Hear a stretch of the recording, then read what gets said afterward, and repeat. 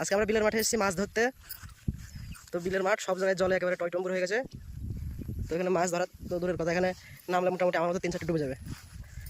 আর এইদিকে মাঠ, এইদিকে ও দূরে আমার বাবা মাছ ধরছে জাল থেকে মাছ ছাড়াচ্ছে। এইদিকে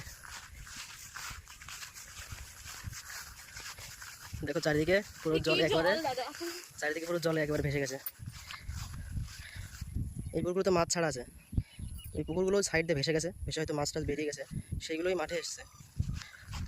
মাঠে এত পরিমাণে মাছ হয়েছে, কই মাছ থেকে শুরু করে কই, পুঁটি, লাঠা, শোল, তারপরে এখানে পুকুর থেকে যেহেতু মাছ চলে এসছে, অনেক মাছ, পুকুরের মাছ এখানে আছে, অনেক বাটা আছে এখানে। এর মধ্যেই রুই মাছের বাচ্চা যেগুলো হয় সেগুলো আছে, সব মাঠের মধ্যে আছে। এটা হচ্ছে মাঠের ভেড়ি। এটা জল, বৃষ্টির জলে সব একদম পুরো টইটম্বুর হয়ে গেছে। ওই দেখি দেখা যাচ্ছে, ওই দিকে ভেসে গেছে ওই সাইড দিয়ে। আর এই যে এখানেও ছিল, এটা সব ভেসে গেছে, মাছ সব বেরিয়ে গেছে এখান থেকে।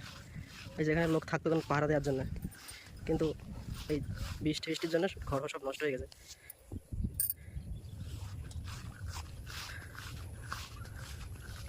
এখান থেকে ঘর সামনে করেছে আবার।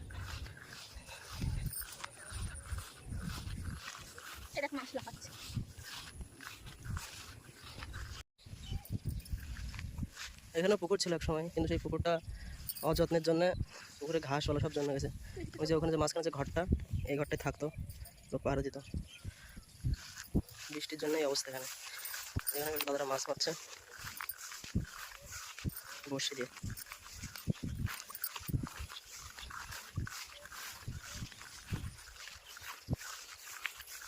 দাদার কিছু শুনে দেখি মাছ দাদা পাচ্ছে কিনা।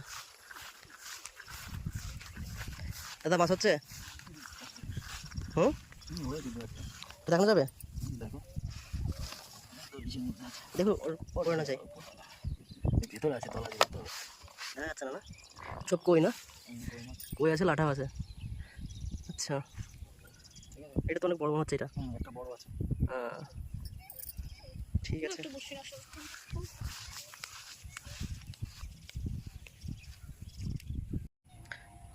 এটা হচ্ছে পদ্ম ফুলের পুকুর। কিছুদিন আগে ওখানে পদ্ম ফুল ছিল অনেক, কিন্তু জলের জন্য সব নষ্ট হয়ে গেছে, সব জলের তলায় চলে গেছে অনেক ফুলগুলো। কিছু আছে যেগুলো সব পাতা সব পচে পচে যাচ্ছে, তার জন্য নষ্ট হয়ে যাচ্ছে। ফুল বেশি নেই আর এখানে। কদিন আগেও আমি দেখেছিলাম সেখানে অনেক ফুল ছিল, সেগুলো সব নষ্ট হয়ে গেছে।